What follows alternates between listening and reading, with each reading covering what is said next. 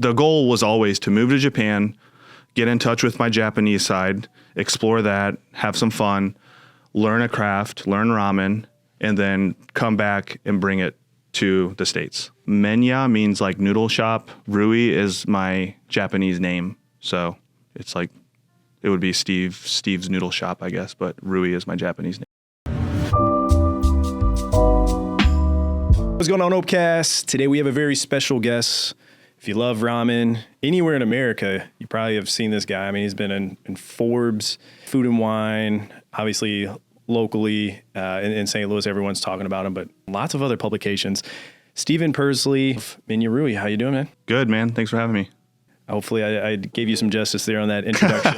Yeah, that's plenty. That's plenty. How many publications did I forget there? You can flex on I don't here. keep track anymore, but Forbes and Food and Wine, those are the big ones. So you got those. We'll take it. You grew up in Union, Missouri. Mm-hmm. You spent about 10 years, I believe, in Japan. So Mostly in Japan, yeah. let's talk about that. Yeah, so Dad was in the Navy. He's from St. Clair, Missouri originally. Joined the Navy and met my mom in Okinawa, Japan. So we were kind of all over the place. I was born in Tennessee. Sister was born in California. But mostly for like those early years of our lives, we were in Okinawa. Then we moved back to Franklin County, still visiting our grandparents every summer. High school, college, St. Louis, and then ended up moving there to study ramen. And yeah, came back and you know the rest. So when you were in Japan as a kid, do you remember getting off? Because I know like living on a military base is going to be a little bit different than living in the community. Yeah. Were you in the community or military base? Yeah. So actually that was a big thing. My mom was adamant about us living off base. And I've connected with like some other like half kids from Okinawa, and they lived on base, and their like experience was way different. So I think that in coming with living off base, I had to go to Japanese like elementary school, which was hell at the time, but it paid off. It made me a little more fluent into my later years. And I'm very thankful for that now, but it was, I would say, a struggle at the time, being like the only half American kid that could hardly read, where I'm like depending on the chick next to me to like translate all the characters and whatnot. So, it sucked then, but it definitely paid off later on in life. Off camera, we were talking about Rugrats, Hey Arnold.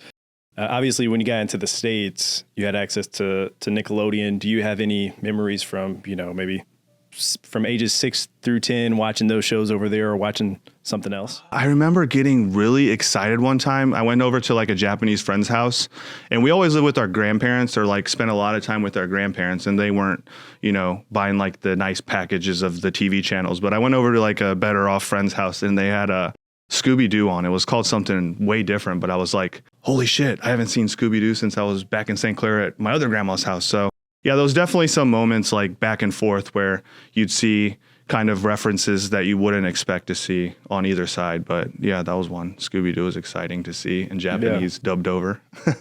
Scooby-Doo's still around? I don't know. Maybe probably the kids need Scooby-Doo. Yeah, they need a little bit of mystery and how to solve crimes. Yeah. I guess like a lot of people that grew up watching Scooby-Doo end up watching like the crime. NYPD or CSI, Chicago. I'm probably butchering all this. I don't know. I wasn't into the reality crime. Right around 10, you came over here. Being back here in the States, you were playing sports. Yep. So the age of 10, your whole family moved here. Yep. Like, how were you able to still embrace your Japanese culture in Union, Missouri? To be honest, I didn't embrace it. And that was like something that I had to take on later. Not to sound victim-y or anything like that. I was fine. I played sports. I had friends. But in a lot of cases, especially in my younger days, when my Japaneseness became a topic of conversation, it wasn't necessarily like a cool thing. It was sideways jokes, which we've all heard and we all know what they are. But so yeah, it was definitely a part of my life that I kept at bay. And, certain close friends that would come over to the house would see what it was. But, at school, I don't want to talk about it. Cause like I said, usually if it is talked about, it's not cool. But at home, I can't deny when my mom makes Japanese food, it's fucking awesome. And, they're over there eating hamburger helper, but I'm getting like real vegetables. So, yeah, it was something that I wasn't necessarily proud of. And then once I like became older out of college and I was at this crossroads where, you know, I didn't really have a strong career path, and I've been seeing things that have been pushing me toward like a identity search. It was something that I wanted to like amend or like take to go back and do something with instead of keeping it tucked away. Yeah. I wanted to bring it back out and explore that side of myself. To me, that's interesting because like, so my mom's from Granite City, Illinois. So like right across the river, but my dad's from Eritrea. And so he came here as a refugee. But like, and I may end up cutting this part out. I don't know if I'm going to keep it, but like he came over here as a refugee. And so he doesn't really talk much about his like childhood and stuff because he experienced like war, like real war, war, and got to see how that made his family like, I don't know, like he had, I think total about 15 siblings. They're all in different countries, all over, and so he's never really shared that culture. With me, and we've had some of his food, and every so often, like, we'll come across people in town that like knew me when I was a kid, but like, that's where I was asking you, instead of it just being like a normal question there in an interview. I'm curious. That's why I was asking, like, really, I guess, tapping into your upbringing and then embracing it. And I will say another part of it, my mom has always been just like how when we were in Japan, she would make us go to Japanese school. When we were over here, like she sought out her community. So there's an Okinawan Kenjinkai, which is like the Okinawan People's Association, I guess, of St. Louis. They have a chapter, so you can catch them at like the Japanese festival. You can catch them at the what's the World Festival? Festival of Nations. Festival of Nations. They do their drum show, so go check them out. But I remember going to those things as a kid. I mean, it was kind of one of those things where you don't appreciate it when you're 6 years old because we're just in the corner playing our Game Boys, and old Okinawan aunties like bugging us to speak in Japanese and make sure we finish our food. And I'm like, I roll. I just want to catch my Pokemon. But looking back, like I said, it's those things that really kept my roots that preserved in a way. Even though if I didn't want to appreciate them or water them then, they were still there when I got older, and I wanted to do those things. So yeah, shout out to Mom for that. Shout out, Mom. Now, when you were in college and you were pursuing political science, did you venture out and try any local restaurants there that you just fell in love, or was it just more like bar food? Not really. My college days, I mean, I went to UMSL and it was good. It was affordable, but it's like the glorified community college kind of thing, which people say, no disrespect to my alma mater, but I wouldn't say I was a commuter. So I wasn't like a real St. Louisan at that time yet. I did live there freshman year, and then my junior year I had an apartment, but then the gap years I was like commuting from Union. So I was never really tapped into food culture, or really even personally, I wasn't into food like that yet. Mm-hmm. Yeah. When did you get into the hospitality industry? Well, my first job was at a bar and grill in high school in Union. So, I mean, it's not the best, not the worst. We did grind our own burger meat, which I guess was kind of cool. Although we didn't season it until like my second year of working there. So it was just like, you just had to put ketchup on it, which sucks. But, yeah, a lot of like frozen Cisco food, but I just liked the kitchen camaraderie. Like it was a place that, and I had high school buddies that worked there too. So it was just something that, for better or worse, I guess it worked out for me, but for a lot of people, you kind of get sucked into the industry and then end up staying there longer than you should, perhaps. But it was something that I enjoyed and decided to try to make something out of it. Because you finished your undergrad, right? I did. And then by the skin of my teeth. Yeah. So you finished, and then how did you get back into hospitality? So it was always, I worked throughout college. So I had like a stint of being a server at Red Lobster. I was on and off at that bar and grill, Hagee's 19th, shout out to them. And RIP to Red Lobster too. Yeah, it was the Richmond Heights one. Yeah. Those were the days. But on and off. So I was always kind of 1 foot in, 1 foot out. I was never too far removed from it. But like I said, once I graduated, the initial plan was law school, and I wasn't super passionate about it. I was smart enough coming out of high school. Like I had good ACT scores. I had a good GPA, but I didn't really feel passionately about any kind of study. There's some kids that are like 6 years old and like, I want to do this. They know what they're doing. I wasn't like that. I was just like, I can probably do it. Like I'm smart. I can figure things out. And lawyers are cool and rich and they drive nice cars. So I was like, yeah, I'm going to be a lawyer. But I hated reading. So I didn't have the guidance. Looking back, I probably should have done like a math or science field. But it all worked out. So whatever. But yeah, I came out of college and I didn't have a direction. So I forgot even what the question was. Oh yeah, no, like how you got back into the hospitality realm? Okay, yeah. So I graduated college, didn't have direction, but I had been like in and out of the service industry, and I did pay attention to, I guess, some like Japanese food. I knew that like Nobu up on 170 and what used to like Blue Ocean used to be called Seki, and I knew that those were like the two Japanese-owned Japanese restaurants. So.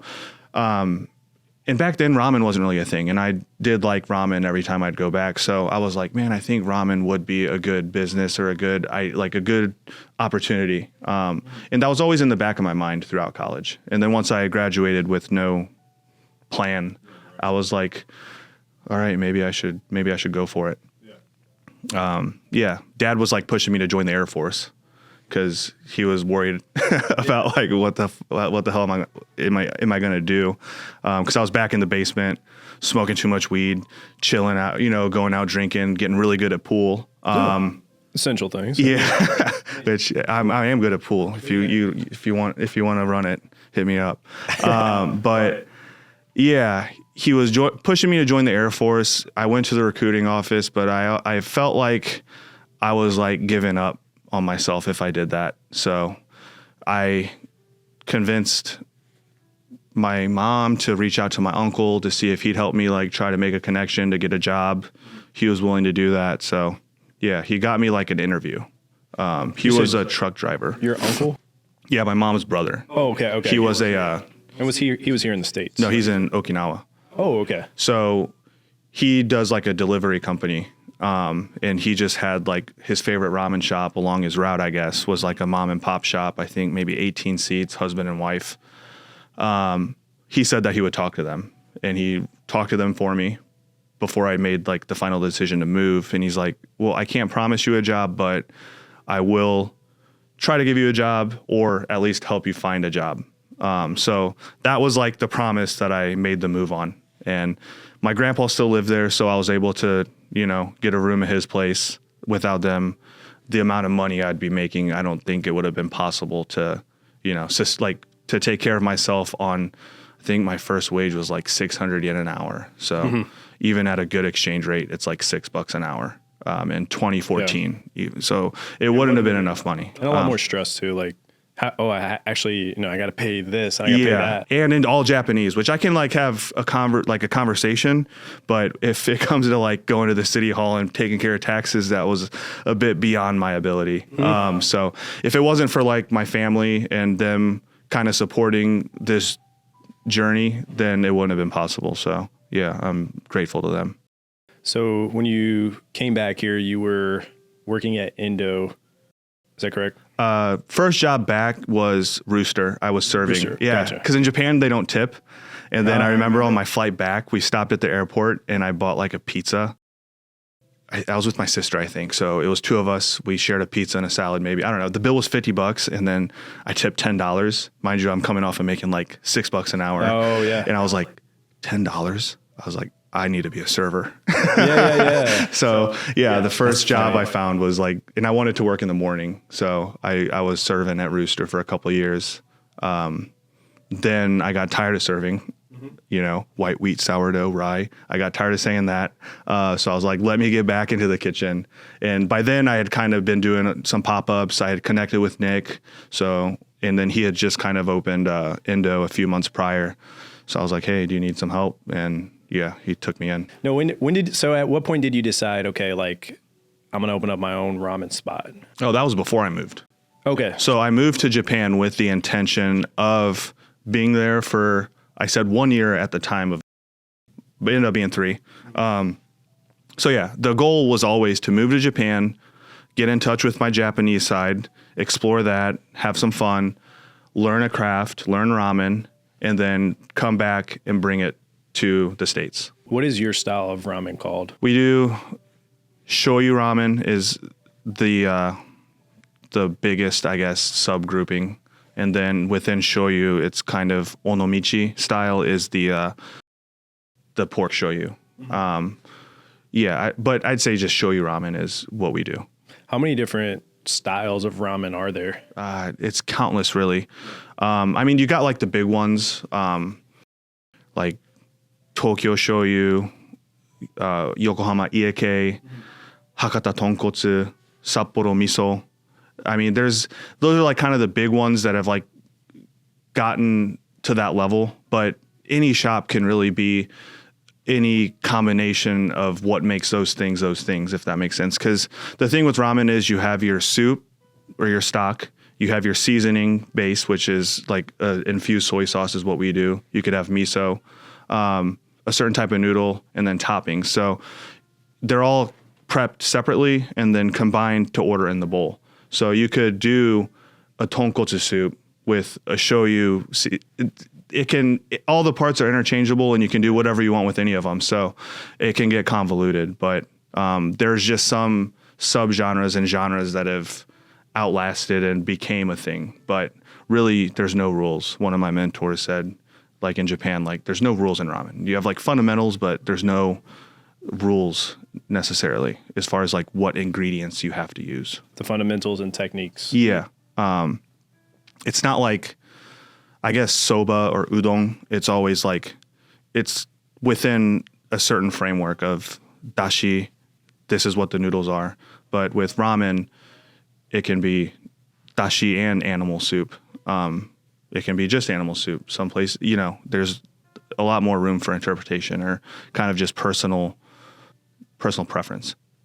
So your location right there in Lindenwood Park, I would drive past. It was I think it was F&B eatery or something. I think that's what it was. Yeah, and I remember when that place closed, and then a few months, I think a few months later, you came in and you really you immerse people into like Japanese culture. It's not like you're coming in and it's all the sports bars, TV kind of thing. Yeah. It's not like you can just go in and just order takeout. Like people, like you immerse people in there.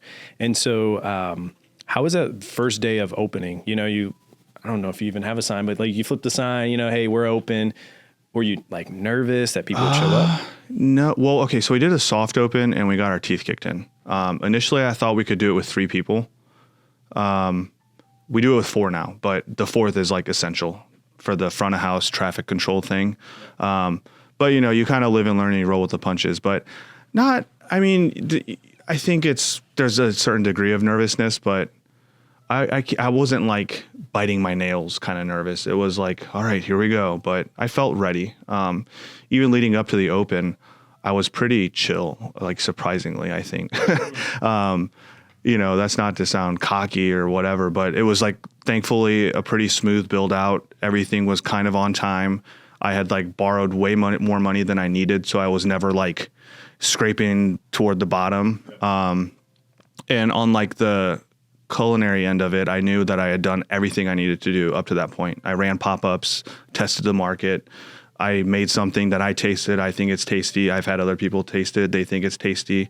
I'm giving it to you at a pretty good price. So, if at that point, if it fails, then, I'll have to figure it out. But, I didn't leave a lot to guesswork. I built it sturdy. So I didn't have a whole lot of fear. Well, it's, you've heard it a lot of times where people are like, oh man, you should have been in this place where you can have, 50 or 100 seats. You always have a line out the door. If I had $1 for every time I heard that, man, I'd have like $60 probably. Yeah. But it's you were very intentional about giving people that feeling. So 24 seats. Yeah. When you were in Japan, how big were those places? Yeah. Like I said, that first place I worked at was 18. The second place I worked at was also 18. Then I went to the second shop's sister store, and I think that was a little bit bigger, maybe around 30 to 35, I'd say. And then the last place I worked was 20. So from 18 to 35 was the range. And I'd say, there are bigger ones, especially in the countryside or maybe some of the bigger chains. But if we're talking like a owner operated type of spot, it's in that 20 to 30 max ballpark, I'd say. Even less. I mean, in Tokyo, where it's like super densely populated, you have like 6 seat counters, and that's all. Wow. So, yeah, that's like you said, it's the vibe and the aesthetic of that feeling of being in there. It's something that I think is, especially when I'm bringing it to the States, just as important, not just as important, but up there. It's almost as important to me as like what's in the bowl. Because to me, when I eat a bowl of ramen in Japan, it's a certain feeling. And it's not just the taste when I talk about that feeling. So it was important to me to find a place that I could kind of recreate that. And it took a while. Had a meeting earlier where someone I know is trying to do something in the food and beverage industry. And I was gave me a chance to reflect on my journey up to now. And yeah, I started searching for a space in February and I didn't sign until November. So it took a while, but I was adamant on not signing a lease in a 3,000 square foot spot where I have to have 75 seats. Yeah. And now my kitchen is 8 people. And when we're slow, 4 of them are texting and scrolling on. What I mean? Like that was just not something I didn't want to touch that with a 10-foot pole. So it's paid off. But yeah, I think just knowing the vibe I wanted and making sure that I stayed patient until I found a space that could create that was key. Well, and one thing that was really impressive was, and I'm not knocking people that have the big PR companies, like my own marketing agency, we do PR as well, yeah. But it's, word of mouth for you, man. Like, I mean, I don't know if you worked with a PR company or what, but it was like never. The word of mouth. So, yeah, never. Very impressive, but word of mouth. And people started talking and they still talk. And there have been videos that have gone viral where, people will try to critique like, oh, well, that's not ramen. And I've noticed you put back in, well, actually, this is that.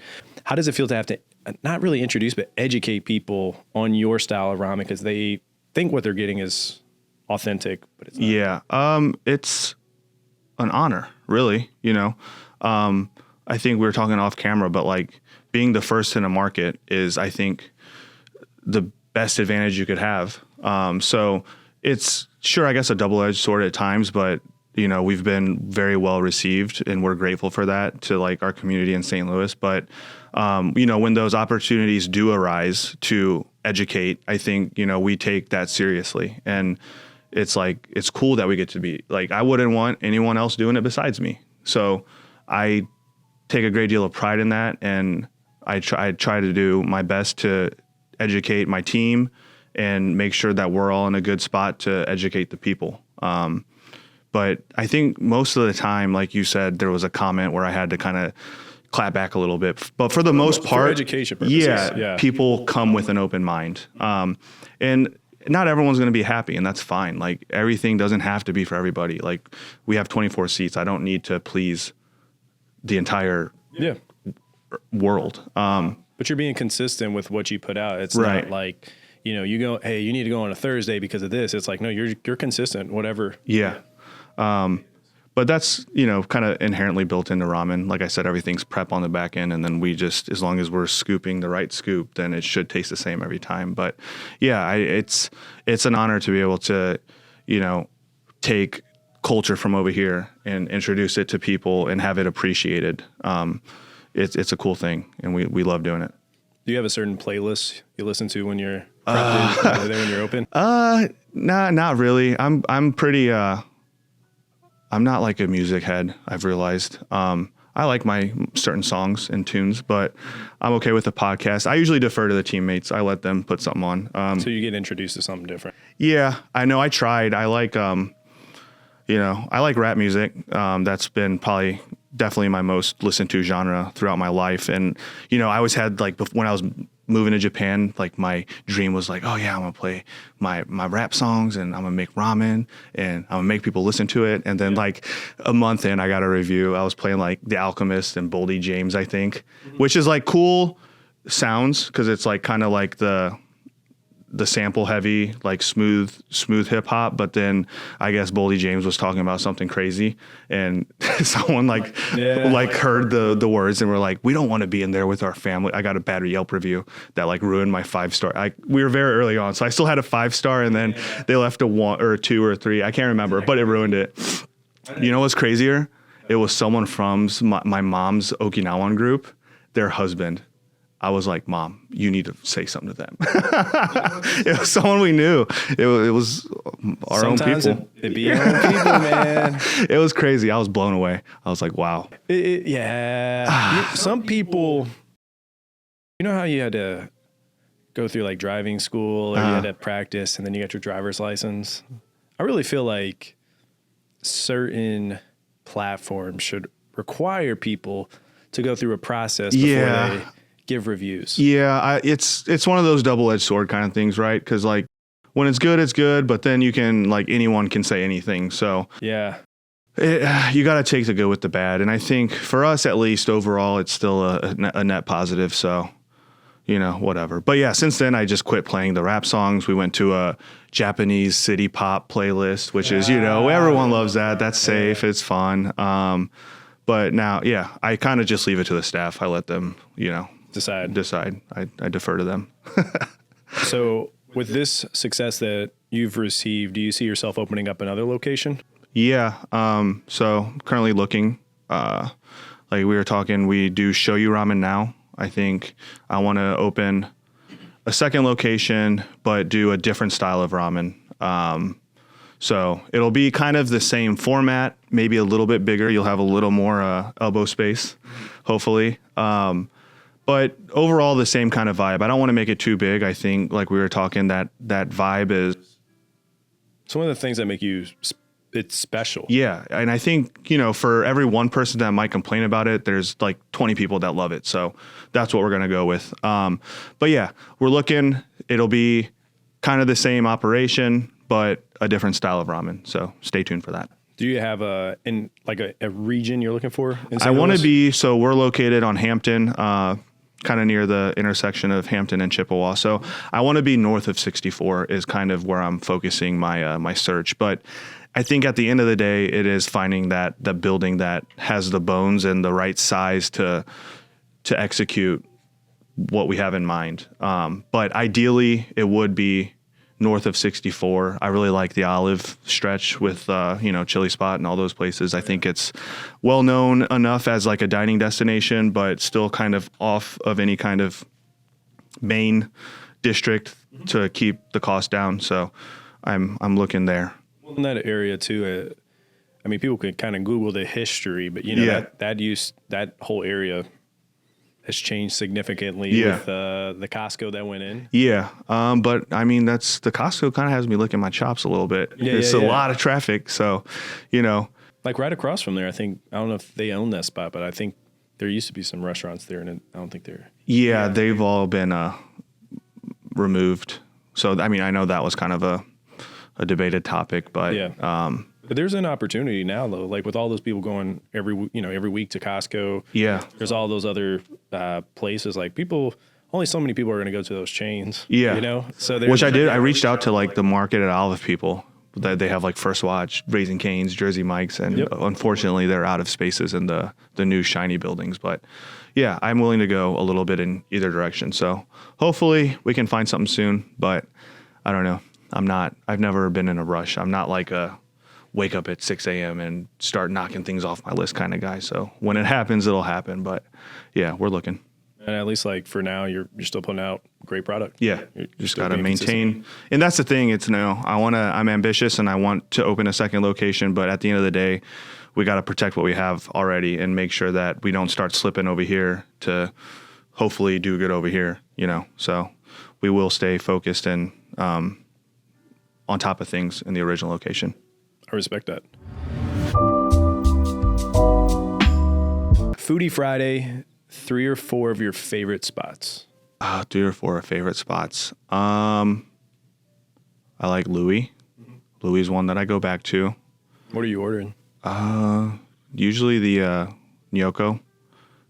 We'll do the chicken. Mm-hmm. I always like to get some vegetables, so either like the just the salad or the broccolini's good. If you can't mess up a fried Brussels sprout, that's always fire. But yeah, those are usually the picks. Like 1 pasta, 1 entree, a couple apps. So we got that. I really like. I eat a lot of Asian food. Obviously, whatever. But anyway, I like Chili Spot. I like Corner 17. I like Kate Zone, and I like Asian Kitchen. Where's Kate Zone? Kate Zone is on Olive. It's down from Chili Spot a little bit. It's kind of in a plaza next to a Cube Tea Studio.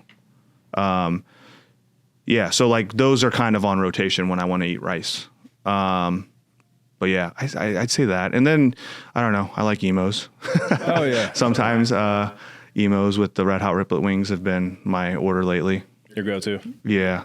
I don't know. I switch up the pizza a lot. It just depends. Sometimes I want like an easy pizza. Sometimes I like La Pizza. Union Loafers is fire. It just depends on what kind of pizza I want to go for. But yeah, I'd say that's my list. 3 dinner guests. Let's say you're at a table of 4. You and 3 other people, dead or alive. It could be people famous, could be friends, mentors, people you looked up to. Who would those people be joining you for a bowl of ramen? Wow, that's tough. Shit. And you could theme it too. Like, you could be like, what, for where I'm at, like, cause I'm looking to grow, it would be this. If I'm really looking to, I always looked up, was it? Yeah. We had someone on recently. They said, you know what? I grew up watching Messi and also watched Jordan. So I just want those. Yeah. I was thinking like Tiger, Kobe, and then maybe like Roy Choi. Okay, yeah. That's kind of just like off the top of my head. If you gave me like 3 nights to think about it, it might change. But yeah right here, I'll go with that. That's a solid table. Because if you pick one family member and they listen to this, like, oh, wait, or someone else listened to it, like, why didn't you include me? Why? Yeah. So, Tiger's probably not going to listen to this podcast. Maybe one day. Yeah, Come on, man. Maybe one day. We'll get them on. Now, words of wisdom, whether it's someone that's listening to this and they're going through a tough time or someone that aspires to do what you're doing, what would you like to leave the people with? Persistence. I would say stick with it. Or once you find what you want to do, if it's truly what you want to do and you're real with yourself and you can definitely say that that's what you want to do, then you just got to stick with it. Sometimes it slows down. Sometimes you're not doing as much as you think you should be doing or what other people think you should be doing. But as long as you don't put it down forever, it's still going. So as long as you stick with it, I think, and it's a good, genuine path, then things will happen. How can people follow you? Menya Rui STL on Instagram. Awesome. And actually, we didn't even talk about that. What does Menya Rui mean? So Menya means like noodle shop. Rui is my Japanese name. So it's like, it would be Steve's noodle shop, I guess. But Rui is my Japanese name. Awesome. And then how many days a week are you open? Wednesday to Sunday, 5 to 10 p.m. Dine in only, no carry out. Awesome. Make sure you guys check them out and appreciate your time. Thanks.